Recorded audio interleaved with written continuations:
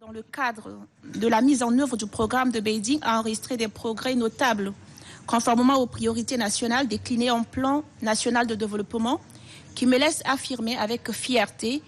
que le Tchad dispose d'un arsenal juridique très satisfaisant et propice à la promotion de l'égalité. Cette dynamique amorcée vers les années 2000 a eu le mérite d'être renforcée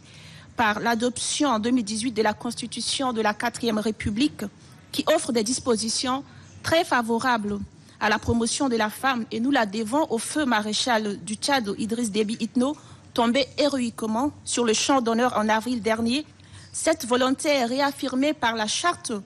de transition après la mise en place du Conseil militaire de transition que dirige le général Mohamed Idriss Déby Itno après le décès tragique du maréchal. À cela, il convient d'ajouter l'adoption des lois et politiques, la mise en place des institutions et mécanismes de mise en œuvre, l'élaboration des programmes et initiatives diversifiées d'autonomisation et de protection des femmes, la prise des mesures incitatives pour augmenter l'accès justement à l'éducation des filles ainsi que celles tendant à protéger la femme et la jeune fille. Cela s'est concrétisé par des actes concrets tels que la loi instituant la parité dans les fonctions nominatives et électives en République du Tchad, la loi portant promotion de la santé et de la reproduction au Tchad, la loi interdisant le mariage d'enfants et les mutilations génitales féminines, l'adoption et la vulgarisation de la politique nationale genre, la mise en place de l'Observatoire genre, la stratégie nationale de lutte contre les violences basées sur le genre, la mise en place des centres multisectoriels pour la prise en charge holistique des survivants des violences, la présence des femmes et des jeunes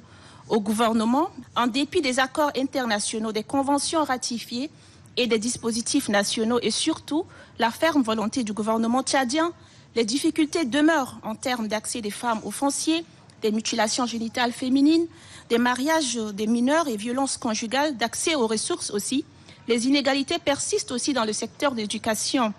Et vous savez mieux que moi, Madame la Présidente, qu'en période de crise, les femmes et les enfants sont les plus vulnérables.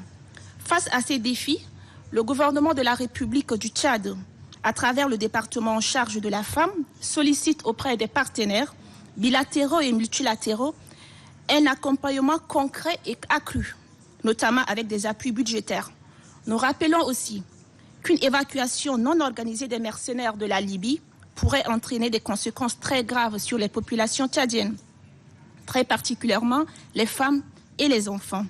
mais aussi tout le Sahel que le Tchad préside en ce moment. Je sollicite de la Commission un soutien indéfectible pour la transition tchadienne en vue d'aboutir à un dialogue national très réussi et aux élections générales dans le délai prévu pour l'intérêt suprême des femmes.